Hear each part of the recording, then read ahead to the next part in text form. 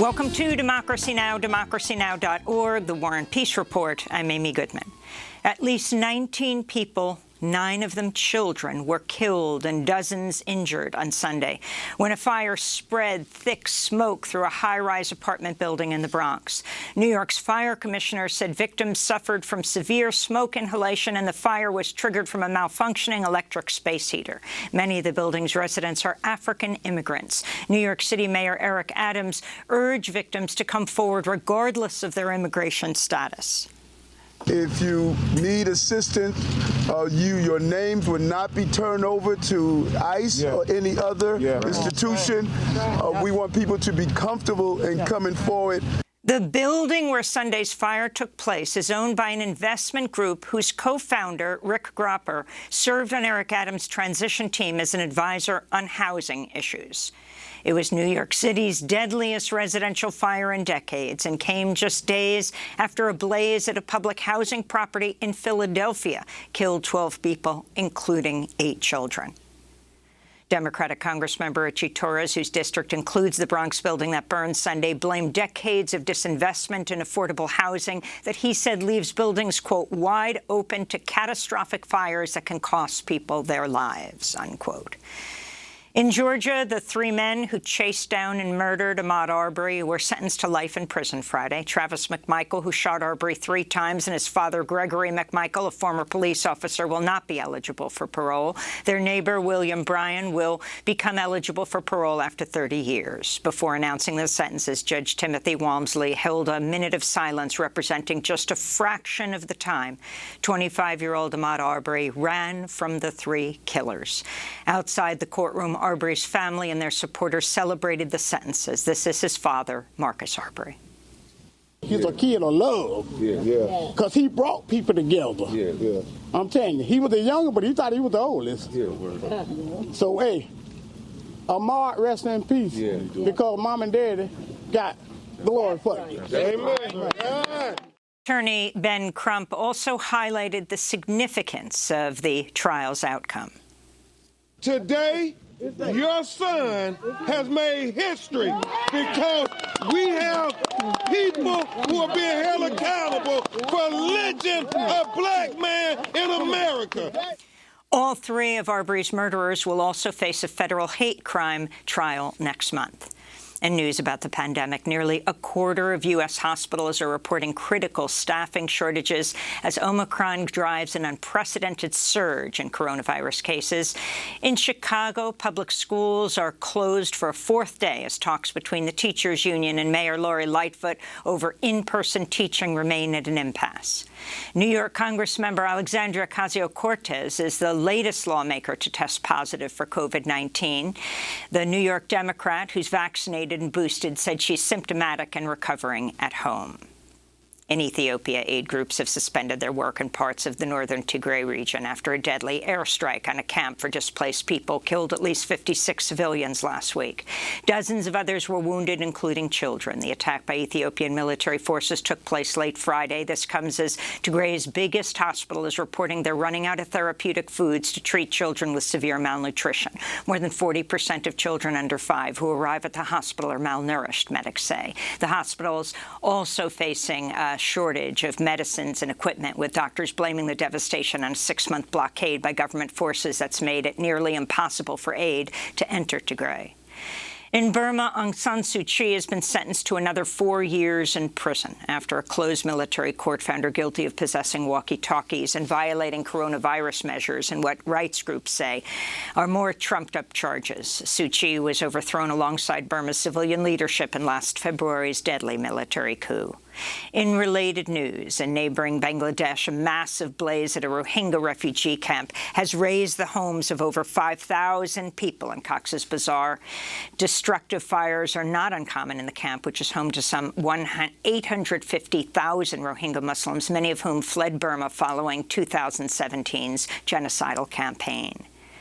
In Nigeria, some 200 people were killed in the northwestern state of Zamfara last week following a series of reprisal attacks by armed bandits whose hideouts were targeted by military airstrikes. Armed gunmen stormed over a dozen villages in the region, shooting at residents, looting and burning their homes. An estimated 10,000 people were displaced, while others are still missing. An Australian judge has reinstated Serbian tennis star Novak Djokovic's visa and released him from immigration detention amidst the ongoing controversy over whether his COVID vaccine exemption is legitimate. Australian government authorities say they could still intervene to revoke the visa and prevent the defending champion from taking part in the Australian Open, set to start next week. Djokovic's case has intensified international scrutiny over the treatment of immigrants and refugees in Australia. Later in the broadcast, we'll look at the people he leaves behind in the detention centre where he was held. We'll speak with another man who's been held by Australia for 8 years. Russian and U.S. officials are meeting in Geneva today to address the escalating situation in Ukraine, where troops have been massing on the border with Russia in recent months. Further diplomatic talks are scheduled in Europe throughout the week. Meanwhile, in Kazakhstan, where Russian troops have deployed in recent days, officials say over 160 people have been killed and 5,000 arrested in the past week amidst the crackdown on protests. Kazakhstan's authoritarian president, Kassym-Jomart Tokayev, has claimed the recent unrest was an attempted coup d'etat. We'll have more on these stories after headlines. Outrage is mounting over news that a number of airlines are operating tens of thousands of near-empty flights in Europe amidst the COVID surge in order to retain coveted airport landing slots. Climate activists, including Greta Thunberg, slammed the practice, tweeting sarcastically, quote, "The EU surely is in a climate emergency mode." Back in the U.S., California Democrats are pushing forward a proposal for statewide universal health care. The measure would be funded by new taxes on businesses and individuals with higher incomes. On Saturday, the California Nurses Association held car caravans in 15 cities across California, where health and labor advocates joined with elected officials to promote California Guaranteed Health Care for All Act, also known as CalCare in AB 1400. CalCare finally guarantees health care as a human right in California. It ensures the elimination of the profit motive and that patient care is the highest priority. Remember, Medicare was called radical too. It was called socialist. It was called the same business groups. The American Medical Association was against it.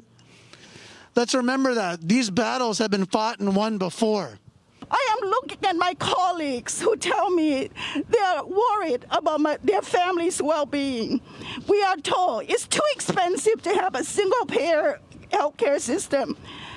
Guess what? Life is priceless. Health is priceless. In New York City, a Chinese man who was attacked in an anti-Asian hate crime last year has died of his injuries. Yao Panma died on December 31st, 8 months after the 61-year-old was knocked to the ground and repeatedly kicked in the head. A representative from Ma's family is calling for charges against the suspect, to include murder. In other news from New York City, student workers at Columbia University have ended their 10-week strike after reaching a tentative agreement with the school to increase wages and improve health benefits. The deal also allows members of the Student Workers at Columbia Union to use third-party arbitrators in instances of discrimination or harassment. The vote to ratify the deal is scheduled for later this month. And the pioneering film legend Sidney Poitier has died at the age of 94. In 1963, Poitier became the first black man to win an Academy Award for Best Actor. His many films include Lilies of the Field, A Raisin in the Sun, which he also performed on Broadway, and In the Heat of the Night, a story about a black police officer contending with racism in the Jim Crow South. Sidney Poitier was active in the civil rights movement. In 1964, he flew with Harry Belafonte to Jackson, Mississippi, carrying $70,000 in cash to fund the Freedom Summer campaign to register black voters. The pair were harassed and chased by armed members of the Ku Klux Klan. Dr. Martin Luther King Jr. said of Sidney Poitier, quote, "I consider him a friend. I consider him a great friend of humanity," King said.